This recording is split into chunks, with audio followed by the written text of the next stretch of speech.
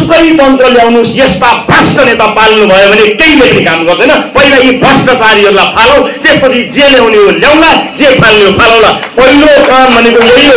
राजावादी कि गणतन्त्रवादी भनेर तपाईँलाई छुट्याउँछन्। मैले उपचार गर्ने अस्पतालमा मलाई ठुलो रोग लाग्दाखेरि धनी मान्छेले पाउने स्वास्थ्य सुविधा म गरिब किसान दलित मजदुरको छोरो भएर छोरी भएर पनि पाउँछु कि पाउँदिन, मेरो मुद्दा पहिलो मुद्दा यो हो। त्यस पछाडि अरू मुद्दामा कुरा गरौँ। राष्ट्रिय स्वतन्त्र पार्टी लाइन लगाएर टीका लगाउँदै आज यति हजार मान्छेले पार्टी प्रवेश गरे भनेर फुर्ती लाउने मात्र पार्टी होइन। राष्ट्रिय स्वतन्त्र पार्टी आज यति हजार मान्छेलाई सामूहिक कारबाही गरियो भनेर भन्ने आँट र साहस राख्ने पार्टी पनि हो। यो पार्टीभित्र छिरेपछि त यसको प्राइमेरीलाई कब्जा गरेर यसका सदस्यहरूलाई पैसा दिएर मिलाएर चुनावमा यसो टाकटुक पारेर उम्मेदवार पनि दिन सकिन्छ। घन्टी भने चाहिँ भोट हालिहाल्छन्, जितिहालिन्छ। त्यसपछि त ठेक्का पनि आफै पाउला, आफ्नै परिवारका नाममा एस्काभेटर किनौला, अलकत्रामा पनि खाउला, रोडामा पनि खाउला, ढुङ्गामा पनि खाउला, गिटीमा पनि खाउला, विभिन्न कन्ट्र्याक्ट गरेर खाउला भनेर अहिलेदेखि रियाल चुहाउनु पर्दैन। तपाईँलाई रोक्ने बाटो पनि पार्टीले खोजेको छ। गलत साथीहरूको लागि मैले यति भन्नै पर्ने हुन्छ, तलदेखि माथिसम्मका लागि। त्यसैले पार्टी प्रवेशको हतार हामी गरिरहेका छैनौँ। हामी बितेर जाउँला, तर कहाँ हाल्न 4 जना त चाहिएला नि। ती 4 जना पनि मान्छे पनि भाडामा लिनुपर्ने दिन आउँदैछ।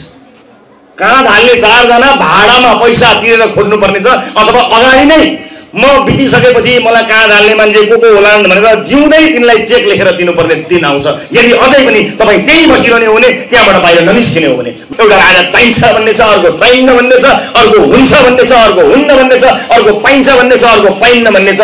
यही लडाईमा हाम्रा छोराछोरीको भविष्य अन्धकार भएको छ। एकपटक छोराछोरी पढ्ने सामुदायिक स्कुलमा जानु भएको छ, त्यहाँको अवस्था हेर्नु भएको छ, गाउँको ग्रामीण भेगको अस्पतालको अवस्था हेर्नु भएको छ, भएका लडेका बिरामी हेर्नु भएको छ। परको कुरा छोड्नुहोस्, काठमाडौँको मुटुमा रहेको कान्ति बाल अस्पतालमा बालबालिकाहरूको स्वास्थ्य कसरी उपचार हुन्छ, कस्तो अस्पताल छ, बिरामीका गुरुवा कसरी बसेका छन्, बाबा कसरी रोएर बसेका छन् हेर्नु भएको छ। 46 साल पछाडि उदाएका नेता र तिनका आसेपासेहरू हेर्दा हेर्दै महलमा बस्ने भएका छन्। हेर्नुहोस् तिनीहरूको जीवनशैली हामीले चिनेका छौँ, देखेका छौँ।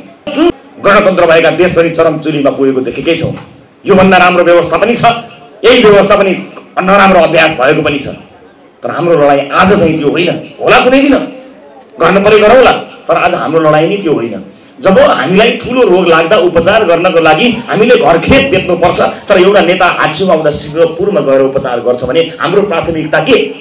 हामीले पहिलो नम्बरमा गर्ने काम के? आज 46 साल पछाडि उदाएका नेता र तिनका आसेपासेहरू हेर्दा हेर्दै महलमा बस्ने भएका छन्। हेर्नुहोस् तिनीहरूको जीवनशैली हामीले चिनेका छौँ, देखेका छौँ। तर तपाईँलाई र मलाई वाद र तन्त्रमा फेरि बाँडिदिएर ऊ कौमरे धन्दामा लागिसक्यो। हामी भ्रष्टाचारलाई अन्त्य गर्नु यो देशको पहिलो प्राथमिकता हो। राम्रा स्कुलहरू, त्यसमा गुणस्तरीय शिक्षा, राम्रा अस्पतालहरू, त्यहाँ जनताले धान्न सक्ने स्वास्थ्य सुविधा दिने भन्ने कुरामा ध्यान दिइरहेका छैनौँ। बाटो कस्तो बनेको छ, अर्को 100 वर्षसम्मका लागि छ कि छैन हामीले हेरेका छैनौँ। हाम्रा कृषकहरूको उत्पादन बजारमा र विदेशमा पुग्छ कि पुग्दैन त्यो हामीले हेर्न भ्याएका छैनौँ। त्यो हेर्न खोज्दा खोज्दै तपाईँलाई र मलाई एउटा वाद र एउटा सिद्धान्तमा लगेर हालिदिन्छ। तपाईँ राजावादी कि गणतन्त्रवादी भनेर तपाईँलाई छुट्याउँछन्। मैले उपचार गर्ने अस्पतालमा मलाई ठुलो रोग लाग्दाखेरि धनी मान्छेले पाउने स्वास्थ्य सुविधा म गरिब किसान दलित मजदुरको छोरो भएर छोरी भएर पनि पाउँछु कि पाउँदिन, मेरो मुद्दा पहिलो मुद्दा यो हो। त्यस पछाडि अरू मुद्दामा कुरा गरौँ।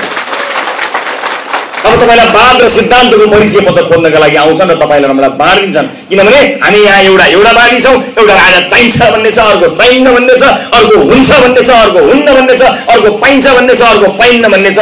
यही लडाईमा हाम्रा छोराछोरीको भविष्य अन्धकार भएको छ। एकपटक छोराछोरी पढ्ने सामुदायिक स्कुलमा जानु भएको छ, त्यहाँको अवस्था हेर्नु भएको छ, गाउँको ग्रामीण भेगको अस्पतालको अवस्था हेर्नु भएको छ, भएका लडेका बिरामी हेर्नु भएको छ। परको कुरा छोड्नुहोस्, काठमाडौँको मुटुमा रहेको कान्ति बाल अस्पतालमा बालबालिकाहरूको स्वास्थ्य कसरी उपचार हुन्छ, कस्तो अस्पताल छ, बिरामीका गुरुवा कसरी बसेका छन्, बाबा कसरी रोएर बसेका छन् हेर्नु भएको छ। भन्नुहोस् तपाईँलाई कुन तन्त्र चाहिन्छ? म कुन तन्त्रको मन्त्र जपेर तपाईँको भोट बटुलौँ? म तन्त्रको मन्त्र बटुलेर भोट बटुल्न चाहन्न। मलाई थाहा छ हरेक तन्त्रले काम गर्यो भने कुनै पनि तन्त्र खराब छैन। मलाई राम्रोसँग थाहा छ, देखेको छु, हेरेको छु, भोगेको छु, सुनेको छु, पढेको छु। तर जुनसुकै तन्त्र ल्याउनुस् यस्ता भ्रष्ट नेता पाल्नु भयो भने केहीले पनि काम गर्दैन। पहिला यी भ्रष्टाचारीहरूलाई फालौ, त्यसपछि जे ल्याउने हो ल्याउला, जे फाल्ने हो फालौला। पहिलो काम भनेको यही हो। मैले होइन भनेको छैन। नेपाल हिजो गजब थियो, मैले होइन भनेको छैन। हिजो राजाको पालामा गजब थियो, सचिवहरू उत्साहित थिए, मन्त्रीहरू पनि क्षमतावान थिए, मैले होइन भनेकै छैन। मैले इतिहासको गर्व नगरौँ भनेकै छैन। त्योभन्दा अगाडिको इतिहास हेर्नुहोस्, हाम्रो इतिहासमा मैले गर्व नगरौँ भनेकै छैन।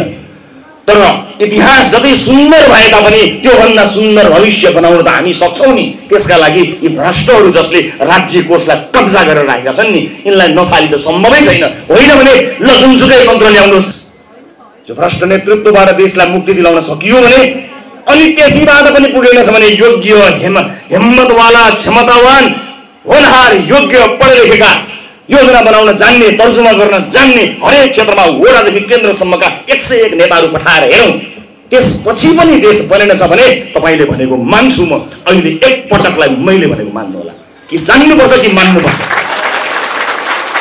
एकपटक बहुमत चाहिन्छ, एकपटक त बहुमत चाहिन्छ।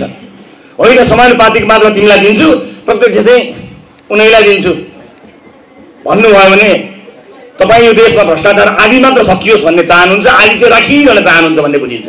आदि भ्रष्टाचार बाँकी राख्ने हो, पुरै भ्रष्टाचार फाल्ने हो, पुरै भ्रष्टाचार फाल्ने हो भने पुरै नेता फाल्ने हो, यिनलाई प्रतिपक्षमा पनि नराख्ने हो। ल आउनुहोस् साझा गर्नुहोस्।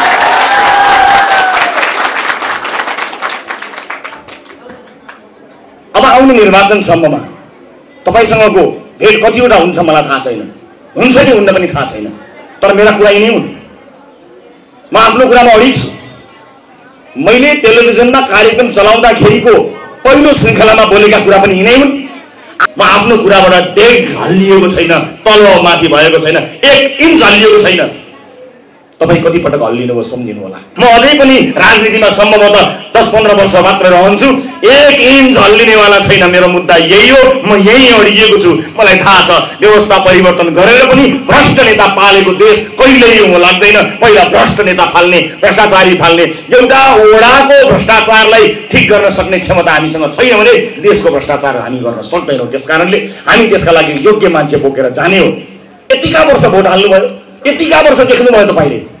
अब के हेर्न बाँकी छ र के भोग्न बाँकी छ?